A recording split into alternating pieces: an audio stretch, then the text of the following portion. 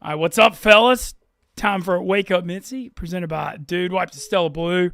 Fired up to be here Tuesday afternoon in the Barstool office in Chicago. Life's good as always, even though it's hot as hell outside, but it's about to get a lot better the next few days. Tons of stuff going on at Barstool. We got Chris Klemmer joining us at 4:15. Klemmer, the losing coach in last night's huge Barstool, New York versus Kirk Minahan basketball game. Tough L for Klemmer. Meek Phil Jackson, some are calling him, going 1-0, taking Dave Portnoy's place as the head coach because Dave was dealing with mold in his Miami mansion. What an all-time excuse to not make a coach a game. Mold in the mansion. Dave Portnoy, one of a kind. But awesome event last night in Berlin, Connecticut. Tons of stoolies and riders out there. The Believe in Bosco crew had a big night. Rico, point guard, led his team to win. Man, it was more of a brawl than a basketball game out there. A lot of people got to be banged up today, but great content. And now the Barstool New York office feeling good today. And now they're talking about a big Barstool New York office taking on Chicago soon here too. And so, hey, the beat rolls on at Barstool, but congrats to Barstool New York and Meek Phil and Rico and their team for winning last night. Content was absolutely electric. Joined by Tyler Moody as always from Louisiana. What's up, Moody? How are we doing today? Hey, yo, what's up, brother? Look, I was gonna ask you if you were an NBA player, who would you be, Mincy? Like, Who's got your game? What's your style? what style? I mean, who shoots a lot of threes and bricks all the time? Because that's who I'd be. That's a good question. I don't know. I mean, I think you'd be I like Scalabrini or something. I think the only thing I have is like I could run up and down the floor and like Kevin Durant's, but that's about all you get out Right. of me. All right, I got you. But great basketball game last night. Congrats to Barstool, New York. Tonight, big day, Moody. Big day. The Mintzy Madison finally getting its day at night in the sun. We did a couple episodes earlier in the year, kind of put it on the back burner, bringing it out of retirement tonight for Stool After Dark. I got to go back. Hey, at least I'm a veteran of being old and going back to school, you know? Because I've certainly done that before. But 1st through 12th grade, got to pass it all. Look, Stool After Dark tonight, 7 p.m. I don't know anything. They keep me in the dark on purpose, you know, so to make it organic. But, man, a lot of people are smirking when they see me in the office today. A lot of people smirking. Like, I know I'm up. There's some wild shit's going to happen tonight on this thing. Well, in school growing up, what was your best and your worst subjects? I was really good at history, and I was good at math. I was never good at science. The science stuff's always like on the ACT and SAT, the science reasoning stuff, I always really struggled. I could see you struggling with the reasoning stuff. That does actually seem to make sense. Yeah, my only request to Tate, because I'm sure there's going to be physical challenges. I know there's going to be all kinds of stuff. But Tate asked me how fast I could run a mile, and I said 8 minutes. But then I sent in, I was like, Tate, like you can't ask me to do an 8-minute mile because I can't. I could get hurt before this marathon if I like tried to stretch and push it real hard without warming up. So he said that's cool. So if there's a mile thing, maybe it's 9 or 10 minutes, and I can do it that way because I really can't get hurt right now. Well, I'm training for the Chicago Marathon, October 12th. But I asked, the other thing I texted Tate was like, hey, you know, do I need to mentally prepare for like a lot of exercise on the show? Like, cause I'm going to go run after Wake Up Mintzy. And, he said, you're going to be moving around a lot. So I'm going to like run. I'm going to still go run, but I'm going to run like 3 miles instead of like 5 or 6 because of it. Save some energy. Well, I got to give you credit. You've been running your ass off lately. You've been losing weight, so I mean, you're locked in right now, brother. Just keep it up. 2:15 this morning. Pretty damn good. I think we weigh about the same right now, to be honest with you. I'm not Yeah, gonna I'm lie. passing a lot of people that like I never thought I would pass. hmm I'm like a little shy. Like Well, you're I'm also pretty like much six. 6'2", so You're also 6'2", yeah, and I'm 5'10". yeah, yeah. Yeah, but no, feeling good. Did Friday? Did because the training now for this marathon is such a serious thing, Moody. Yeah, did my third half marathon of the year, like 2.5 hours Friday night. Felt pretty good. Back was like a little sore, you know, got a little tight, but around mile 9 it quit being tight, and I was able to finish. But was happy with that effort, but also had a very sobering realization. Like, to have to do 2 of those, like, I was It's gonna pretty, be a bitch. yeah, that's tough. So there's a lot of stuff being considered right now for September. Like I had like a really full September calendar of traveling with football, and a lot of things may be getting axed because it's just this marathon's too serious. Like it's just like I'm on this program where I have to do. I mean, I'm supposed to do a 20 and a 23 miler as my last 2 training runs, and to me, that's gonna be harder than the marathon. Running a 20, 23 miles solo, like as the marathon, you got 100,000 people out there. Like, Yeah. so I don't know. I think you might be seeing me around Chicago not traveling as much in September just because of how serious this is. But I don't think that's a bad thing. This is a big life goal. Now, look, this is your main goal right now. So lock in, take care of business. I mean, if you finish this, you're going to look back and see how far you've come in a lot of ways. The weight, the ability to run a marathon. I mean, this is a monumental moment for you in life. It truly is. So you got to pour everything you have into it. This is your championship. You know what I mean? Like this is your Super Bowl, your World Series. This is it. Yeah, I think, and I said the whole thing before this year was about work and health above everything else, and you can't like talk about it. You got to be about it, and so some sacrifices got to be made. Chat wants to know if you found a yoga place. So got a bunch of haven't found it. Like I got a lot of recs, and I'm gonna go checking them out. I've got somewhere to do it. There's a big cameo party for Lollapalooza this weekend because Lolla's the big Chicago festival. They've got like a private suite party I got invited to because I do cameos. And so they've got like yoga wellness there. So I'm going to do it there this weekend. And then Jinx is supposed to be up here with Frank Friday through the weekend. So Jinx and me are trying to do like a live stream of some kind of workout from the office Saturday. But yeah, I'm going to do got to get the yoga going for the restorative. But I feel good, Yoga's man. interesting. I'm into the mindset stuff too. And I know you are too. Mm-hmm. So, well, my ex-girlfriend was a yogi, and so I did a bunch of yoga with her for a few months. And it works, brother. It makes you feel good. It loosens you up. I mean, it's legitimate. There's nothing to it that is a downside by any means. no. But the running thing, this is the only time I'm running a marathon in my life. Like, I'm not about to become like a marathon runner. This is a one-time thing. And I have a whole plan for health behind the marathon, and I'm going to flip it. And I'm going to go way heavy weights and run like maybe once or twice a week. And you're going to see more yoga and Pilates and that kind of core stuff getting implemented. Because I'm going to be like I said, I'm 215 now. My goal before the year is 200. But once I get to 200, I don't have to look at the weight number and freak out. That's not the thing that it is right now. It's going to be more about changing my body and getting my core strength and my muscle mass up. But I'm excited. So it's the most fun, self-rewarding journey I've ever been on. I mean, it's a real thing. And so, I'm super excited and going to, hopefully keep it going. I want to give Moody a shout out too, because we had our second half All-Star after season picks, and Moody gave out 3 picks, and 2 of those 3 look unbelievable right now. Moody saying the Nick Kurtz plus 350 AL Rookie of the Year was basically stealing money. And then he just goes out and hits 4 home runs. And has one of the greatest games in the history of the sport Friday night in Houston. And now he goes from plus 350 to minus 2,500 to be AL Rookie of the Year. I've never seen anything like it because nothing like it's ever happened.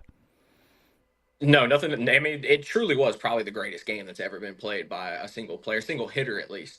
He went from 350 to minus 2,500 overnight. Jacob Wilson dealing with a hand injury. He's not played as well lately. Cam Smith's kind of reverted to the guy that he was early in the year. As long as Nick Kurtz stays healthy, he should run away with this down the stretch. So we got him at 350. I have him at plus 600 as well, but I gave him out at plus 350 a couple weeks last week on Wake Up Mintzy. So it looks good.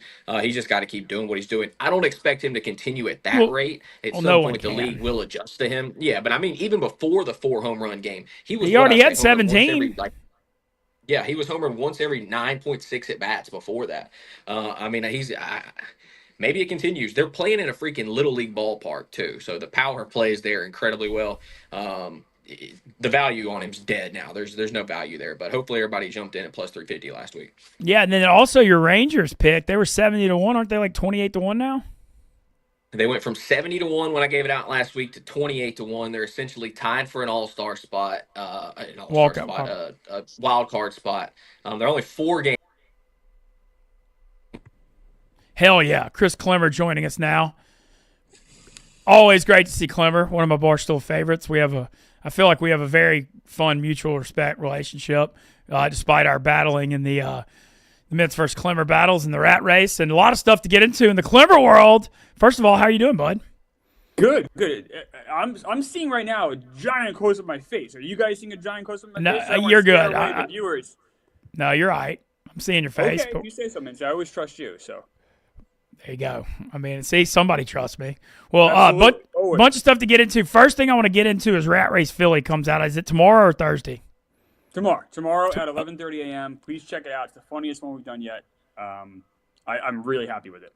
What are you trying to say? The one I'm not on is the best one? You and White Sox Dave are maybe my favorite team. One of my favorite teams doing it. But I will say this head to toe is the funniest one yet. Awesome. So this is the Philly one. So who are the teams for the Philly one? We have Mooby and Smelly. Okay. We have Wallow and Gilly. We have Roan and Pat Bev. Rico and Max. And who am I forgetting? Oh, the former champions, Casey and Sydney. That's a hell of a lineup, especially Pretty Wallow good. and Gilly in Philly, in their city. Roan being the Philly guy. Roan and Pat Bev being the Philly guys. I can't wait to see it. 11:30. And look, Rat Race, big shout out to you and what y'all have built there. I believe, now you've had 2 in New York, 1 in Chicago, 1 in New Orleans, and now 1 in Philly. Did y'all do a Boston one yet? No. Not yet.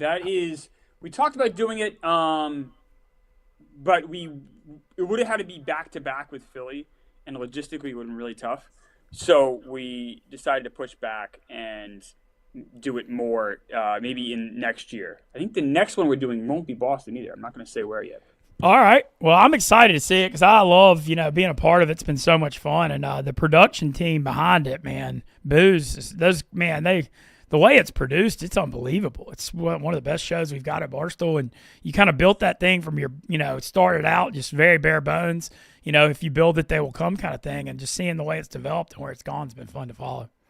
Thank you. Yeah, Booze and Dello do an unbelievable job production-wise. And as I said, it's a big reason why it's so funny is kind of what they bring to the table, like the timing of Dello's edits and then Booze's direction. And, I'm super happy how this came out. I'm happy with how all of them came out. Like, if you ask me what I'm most proud of at Barstool, it's the Rat Races and the Monkey Boy documentary are the things I'm all right, those things are the things I'm really, really happy with. Hell yeah. So tomorrow, 11:30, coming out across all Barstool channels, Rat Race Philly. Look, if you're saying it's the funniest and best one yet, I feel like there have been some good ones already. So that's. Oh, yeah. No, there have been. I love the New Orleans one. I think the Chicago one is probably the best until this one, I think. The 2 New York ones were really good. Chicago one had just a stacked cast. And the New Orleans one, I think, had some incredible set pieces and places we had access to. But this one, I think, is the funniest. The thing is with Philly, you've done a good job of highlighting the history of these cities and landmarks. And Philly's got more. The history in the city of Philadelphia is, it's a treasure trove. It's limitless.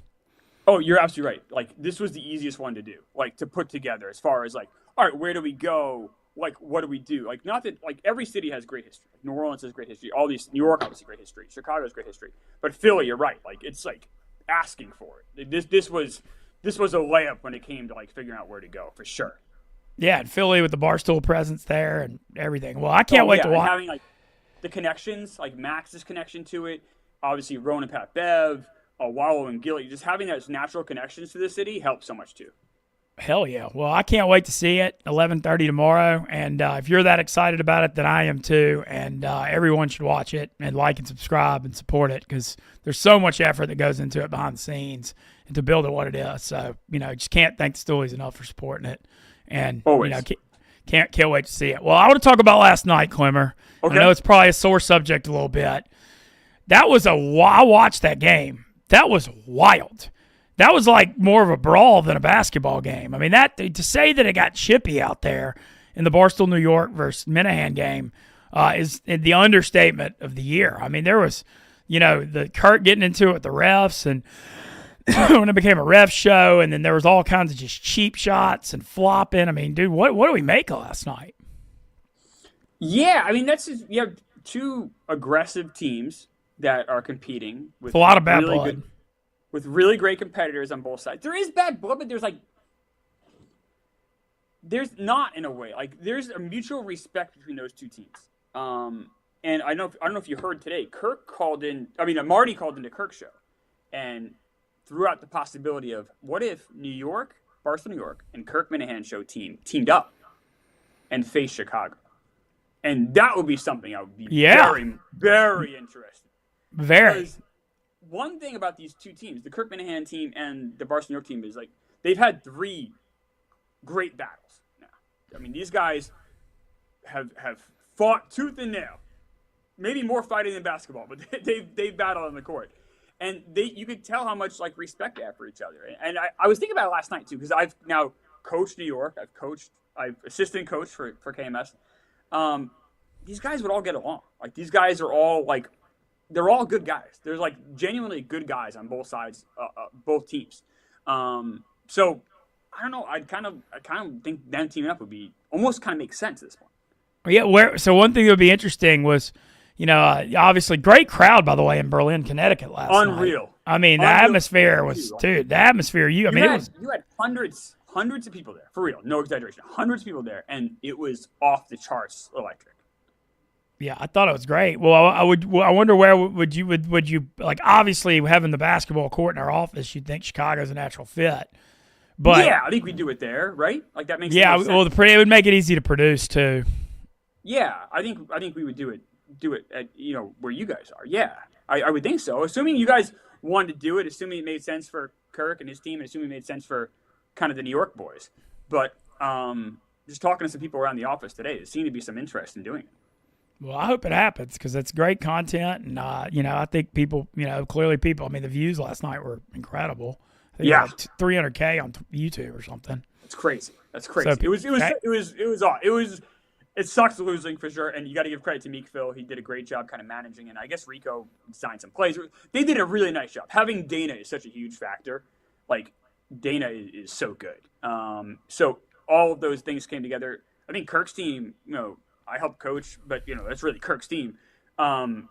They played as well as I've seen them play. Like defensively, they played really. Those guys, they all tried. They all would run through a wall for that team, and that's all you can ask for. Everyone left everything on the court. I think that's why it made it like, even though it wasn't like the greatest basketball you've ever seen, it was exciting because people cared so much. Hell yeah. Well, the question would be, would Dana play for Chicago or play for the New York Boston team with him moving to Chicago? Because that's a huge thing here. Huge thing. Because I mean, like you said, he's the best player, and that's going to be a huge. Because he's moving here, but he's been part of the New York. I don't know, like how he created the New York team. Back in a couple of years ago, he's the one that created that team. So honestly, Mintzy, that's a question above my pay grade. Okay, fair. Well, so I know Meek Phil got you last night. I mean, we've been seeing the Meek Phil Klemmer rivalry growing on these streams. What was it like in the office today? I mean, there's not a lot I'm gonna say back. Like Meek won, and Meek also did a really nice job yesterday. Like that team was focused. Jet ski, I thought that was the most like focused I've seen him play. Which is Rico, I guess, was saying to anyone that would listen that he helped design some plays, and I know Rico's basketball IQ is very high, so I know he was out there working his, doing his stuff. Oh, we saw the training. No, he was ready. I mean, that 728 was posted forever. That was his D-Day. He had these guys watching tape, and Rico, to his credit too, got in great shape. He lost a ton of weight. He was playing basketball games almost every night. Like he got himself ready to go for this game. Took it very seriously, and all the guys did. And I think, like I said, that's why I think it was so compelling to watch because everyone took it so seriously. But yeah, no, this is absolutely like Meek got that win. Without question. Now, you could say if Kirk doesn't let New York get Dana, is a different story. But then you'd also say, well, that's not really fair. Pat got hurt. Pat's there. So like at the end of the day, the right team won.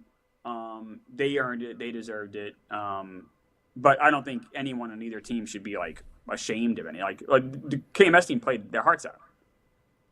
That's fair. I think that's a lame political answer, I know, but like I thought watching it, like obviously the basketball skill is not the greatest thing you're ever going to see, but the effort from both teams last night was. That's the thing. Like these guys care so much. Like I can't. You're not going to have me say a bad word about Team KMS, and you're not gonna really hear me say a bad word about Barstool New York. I love those guys. Like someone asked me before the game, like, is it weird being on the other side? I was like, no, I came from the KMS world first. Like, I've known these KMS guys almost twice as long as I've been at Barstool. I've known some of these guys for like 6 years. But then once the game started, and like Marty took like a pretty good shot there, and like Marty's one of my closer friends here. I'm like, oh, that kind of sucks. But then if that happened on the other side, I would feel bad if one of the KMS guys. I like the guys in these two teams too much. That's fair. Well, great product. Like I said, chat, like huge numbers. I mean, Incredible. I watched it. It was fun to watch. The crowd energy was really just so noticeable. I mean, they were when Minahan hit that 3. I mean, that place was roaring. Crazy. And then you had it on. Rico had some riders there too. I know Derek from the chat was there. Twan was there. Joe Sauce was there, and there were a few other riders there too. So they were giving Kirk shit when he was taking his free throws. So you had a little back and forth. There's definitely way more Minute fans there, but you had a little back and forth. I gotta say, it was an awesome atmosphere. Hell yeah. Well, good stuff. Well, also been following I know how much you follow the baseball. Second half starting up. How are you feeling about the Mets right now? Do you think they're gonna do anything at the deadline? I do. I feel really good. Now, the question is, what do the Mets do? So the Mets have a lot of infielders, young infielders. They're all playing pretty well in varying degrees. Vientos hit a grand slam last night. He's not having the best year, but maybe he's picking it up. Ronnie Mauricio is a guy that has world of talent. He had another home run yesterday. Rui Angel Acuna, Ronald Acuna's younger brother. He's very fast. He's another infielder that the Mets have. And you start looking through this list like, all right, well, then who do you trade? Which of these young guys do you deal? Which is a very valid and interesting question. Oh, and you also have Brett Beatty, who can play third and second, who can't hit all that great, but is good defensively. The Mets need a starting pitcher. I think a guy like Mitch Keller would go a long way from the Pirates. That's who I would love. And I might be alone in this one, but I think the Mets could use another big bat. I don't think Starling Marte is enough as a DH. If you told me the Mets went out and got Brent Rooker, if we got Brent Rooker and Mitch Keller, which we're not going to get both, but if they did, I would go apeshit. That would be incredible. So, yeah, I would be really happy with definitely need another starting pitcher, I think, because our pitchers don't go very deep into games either. Only one pitcher in the last, 2 months has gone more than 6 innings, and that's David Peterson. So we need a starting pitcher, and I think I want a big bat. All right. Have you been making any games lately? I have, yeah. I went – well, actually, on Saturday I went to the Yankees-Phillies game, and just rooting for a meteor at that point. But I just love watching baseball, so let's go, But I'm going again on, I think this weekend actually Saturday is Barstool at the Park. So if people are in the New York area are interested in going to catch a game, you can do that. Really good deal. Check out the We Gotta Believe Twitter feed. There's all sorts of information there about it. And then I'll be at the game on Sunday as well. I try to go as much as possible. And Mets are awesome. It's been a fun year. Let's go. Yeah, it's part of living in New York, too. It's like, when you live there, that's one of the best parts is having that kind of stuff right around you. Same as Chicago. I mean, just having 2 baseball teams in your city is such a luxury. And the schedule makers usually do a good job where if the Mets aren't home, the Yankees are, and vice versa. So, last weekend, the Mets were in San Francisco, and I just love watching baseball. The Mets aren't on until 10 o'clock at night. I'll go to the Yankees game at 1. So I love that stuff. So, and you guys are spoiled, too, so. Yeah, no doubt. Well, this weekend, big Cubs won 2 out of 3 against the White Sox on the South Side. It was a huge weekend down here. The whole Barstool crew went Sunday. Huge series this week for the Cubs and Brewers. Yeah. Cubs. That is Cubs, a horse race. Yeah, it's a battle. No, it's a battle. And Moody, my producer, really follows baseball too, and he gave out 3 picks at the All-Star break, and they were Nick Kurtz plus 350 AL MVP, and he's minus 2,000 now. And then he took Rangers 70-1 World Series. They're down to 28-1 already, and they're tied for the wild card. And then he also, the reason I bring it up, he gave out the Brewers plus 190 to win that division because they're only a game back at the All-Star break. So we'll see. I don't think Kurtz will win it. Kurtz will win it Rookie of the Year. I don't think he's going to win MVP. I think that'll. His bet was Rookie of the Year. His bet was Rookie of the Year. Rookie of the Year. He got him plus 350 AL Rookie of the Year. That's great. I mean, and that game he had. Dude, I mean, it's the best game I've ever seen anybody play in pro baseball. And he's a rookie. It's no rookie's ever had a 4 home run game. In fact, if he had played in that game in 3 parks, I think Fenway, 2 other parks, I forget what they are. I'm sorry. That would have been a 5 home run game. That's how incredible that game was. It's crazy. Well, looking around the rest of the leagues and stuff, Yankees have been struggling here for a minute since June. Do you think they'll get it together? Because I'm looking at this AL. This AL is wide open right now. I mean, the Blue Jays are having a good year. Red Sox still in play. You look at the AL Central, like the Tigers have a big lead, but they've looked like shit lately. And then AL West, Rangers coming on, Astros are good, Mariners are okay, but there's no elite teams really in the American League. I mean, I think it's really hard to pick. It's a very fair point. If you put a gun to my head, the best team American League, I would say, is the Astros, just because I'm afraid of Framber, Valdez, and Hunter Brown in a short series. But the Rangers, if they can hit, that is a scary team, because you have Eovaldi, you have DeGrom, and if you guys obviously we know guys like Corey Seager, Garcia, they can hit. Wyatt Langford coming on. Right. You start adding those other bats like Langford, then you're like, oh shit, they can hit with that pitching they have, with Bruce Bochy managing the bullpen in the playoffs.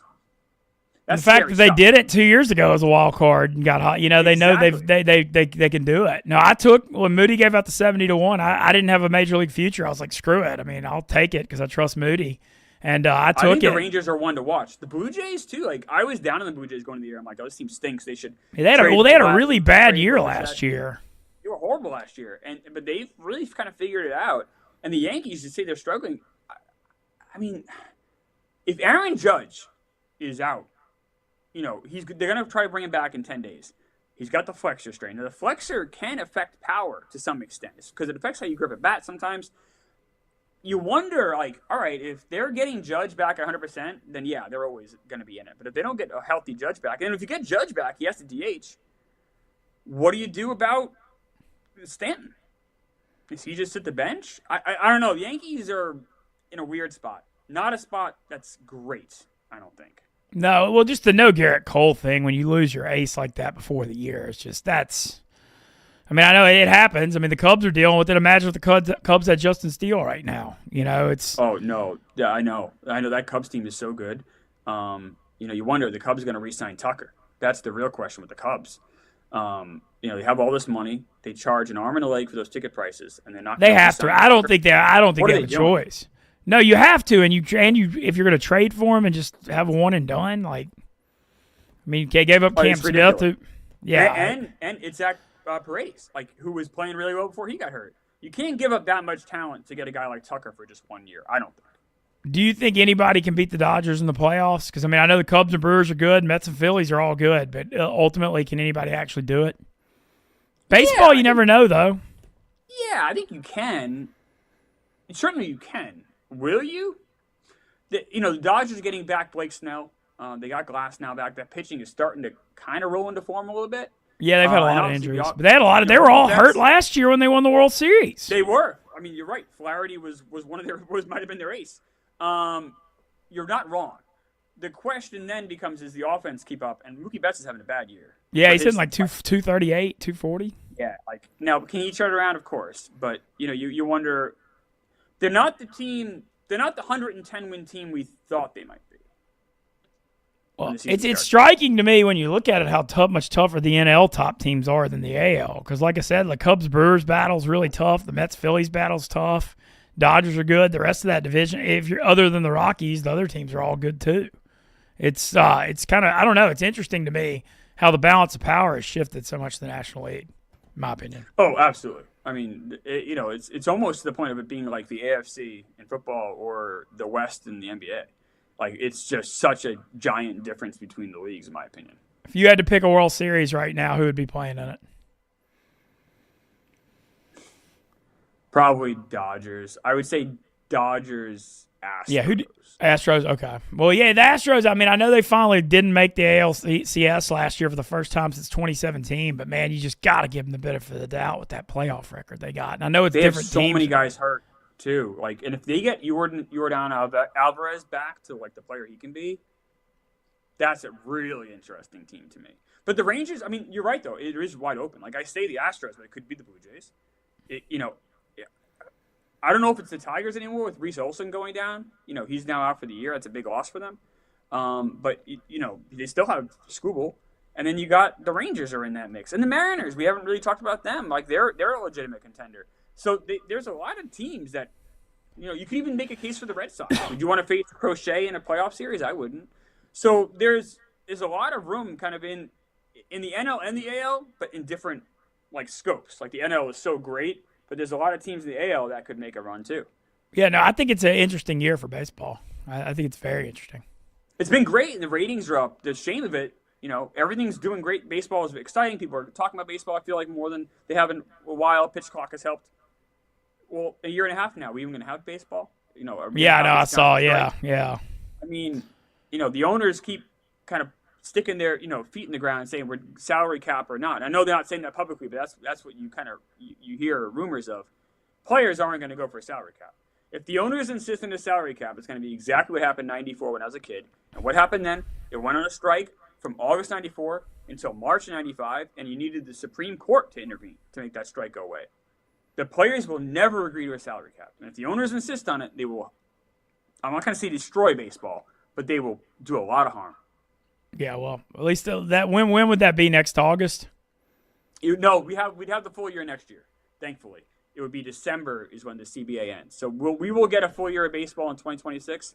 2027, if you put a gun to my head, I'll say it right now, I don't think the season starts on time, and we might not get a season. And I hope to God I'm wrong. I hope you're wrong too. But, man, I wouldn't. Nobody wants that to happen, that's for sure. What you got planned for rest of the summer? Going to Arizona next week. I have to visit. I'm visiting some family out there, and then going to getting some purple hats at the end of August. So Vibbs and I get in the car and go look for some purple hats. All right. Well, cool. Well, everyone, I want to make sure, just reminder, Rat Race, 11:30 tomorrow. Mm-hmm. Philly, all-star cast. Klemmer says it's the funnest and best one yet, which is saying something coming from him because there have been a lot of really good ones.